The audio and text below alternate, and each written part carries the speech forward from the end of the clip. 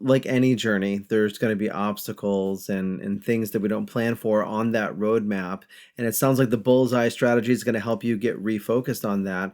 How does creativity come into play? Because I know you do a lot of work with creative leadership. And how does creativity come into play from a leadership perspective and overcoming those obstacles? Yeah, I love that question because creativity is like one of my most favorite themes in the whole wide world. Because creativity, first of all, there's a lot of misunderstandings about it. Because most people think that you have to be a certain kind of discipline to be considered creative, but creative thinking is very fundamental to who we are as human beings. Every single person is creative in some way. Our kids are creative at getting us to do stuff we don't want to do. It is.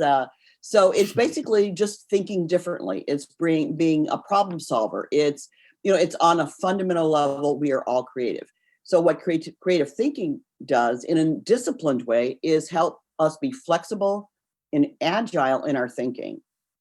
So one of my favorite quotes in the creative process from Albert Einstein is, it's really difficult to solve problems at the same level of thinking at which we arrived at them, which a lot of leaders do. And so what creative thinking does is it helps us know and understand how our brain can function differently, broader, more dimensionally, so we don't get stuck, we don't feel trapped, we're not trying to solve new problems with old thinking. And it also helps us be humble, collaborative, and it also is an entree into diversity and inclusion. Because one of the elements of being a more creative thinker is being a more diverse thinker. The broader resources that you have to draw from will actually help your ideation and help you come up with more ideas. I say in my workshops, many people are taught to think from a puddle instead of thinking from a reservoir. Hmm. So that in that analogy, the reservoir is what? How would you describe that? That is our ability to know that we can work with our whole brain.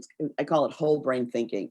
Our Hmm. conscious mind, our subconscious mind, and also to our right brain and our left brain, and also to take into account that everything in our life, the sum total of our life experience, is a reservoir.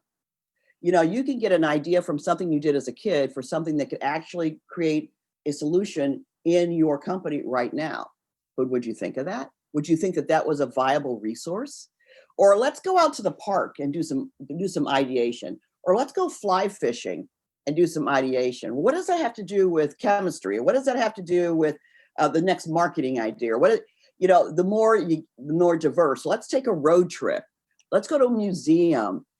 Everything we do has an opportunity to spark ideas and to do combining, arranging old things in a new way, or sparking, or what I call sparking, taking something that is new to us and sparking something that's even newer to us.